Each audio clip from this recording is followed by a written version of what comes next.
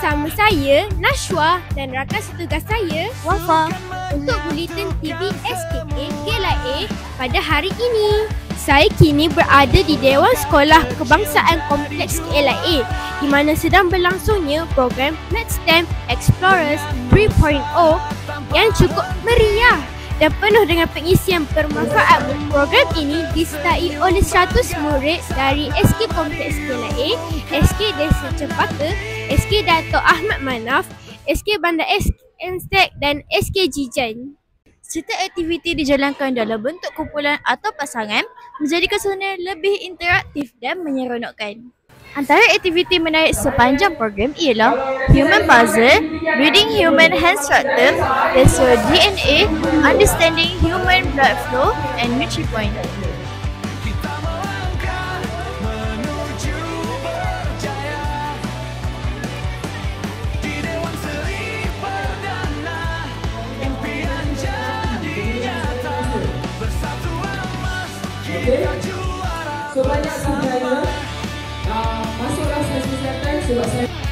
Bersama saya, Encik Muhammad Syamsul, Wakil Fasilitator bagi program MathSTEM Explorers.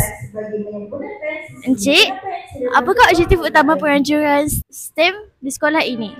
So, objektif kita untuk program STEM kali ini adalah untuk meningkatkan meningkatkan minat pelajar kepada bidang STEM itu tersendiri. Apakah pula pandangan Encik dengan pelibatan murid sepanjang program ini? So, untuk penerimaan pelajar pula, students nampak sangat menerima dan nampak potensi diri mereka untuk menyambung pengajian dan juga bekerja sebagai seorang ahli sains di masa yang akan datang. Okay, terima kasih Encik. Bersama saya Profesor TS Dr. Nurhayati binti Muhammad Zain, pensyarah kanan KPJU selaku pengarah program STEM pada hari ini. Profesor, apakah objektif utama program STEM ini? Baiklah, terima kasih. Pertama kali saya nak ucapkan terima kasih kepada pihak Sekolah Kebangsaan Kompleks KLIA kerana sudi menerima kunjungan kami untuk melaksanakan program STEM pada kali ini. Objektif program STEM kita adalah untuk menerapkan, merakyatkan sains dalam kalangan anak-anak di peringkat awal. Macam yang kita tahu kan, kerajaan Malaysia sekarang kita banyak menyemarakkan program sains ni, aktiviti STEM especially dalam kalangan anak-anak muda ni supaya dia lebih berkembang. So objektifnya adalah untuk menerapkan minat supaya lebih ramai lagi anak muda menceburi bidang STEM di masa akan datang. Okay, apakah harapan Profesor terhadap murid selepas mengikuti program STEM ini?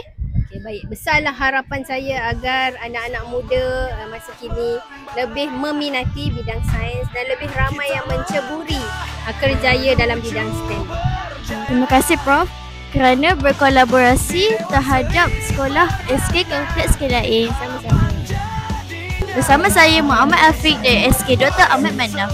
Bagaimana perasaan awak dapat menyertai program STEM pada hari ini? Perasaan saya sangat gembira menyertai program ini.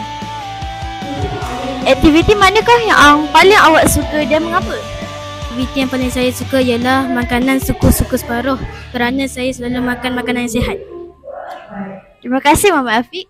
Sekarang bersama saya Megat Danish dari SK Bandar Enstek. Saudara, bagaimana perasaan awak dapat menyertai program STEM pada hari ini? Saya berasa sangat gembira kerana dapat bersama dengan program STEM ini.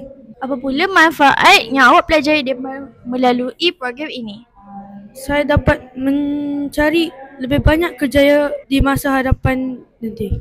Majlis penutup program ini dirasmikan oleh Tun Ahmad Faiz bin Abdul Razak, Penyelaras Pusat Khidmat Rakyat Dun Labu.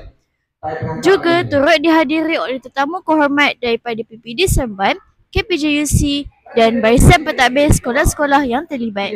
Fasilitator program guru-guru SK Kompleks KLIA, guru-guru. Seterusnya, majlis mempersilakan. Ternyata, program STEM ini bukan sahaja meningkatkan minat murid terhadap bidang sains dan teknologi, Tetapi jelas sekali ia berjaya memberi pendedahan bermakna kepada murid-murid tentang kepentingan STEM dalam kehidupan seharian. Dengan ini, sekian sahaja Buletin TV SK KKLA pada kali ini. Teruskan sokongan anda kepada kami dengan klik like and subscribe channel TV SK KKLA Official sebagai tanda sokongan anda kepada kami. Sehingga bertemu lagi. Bye!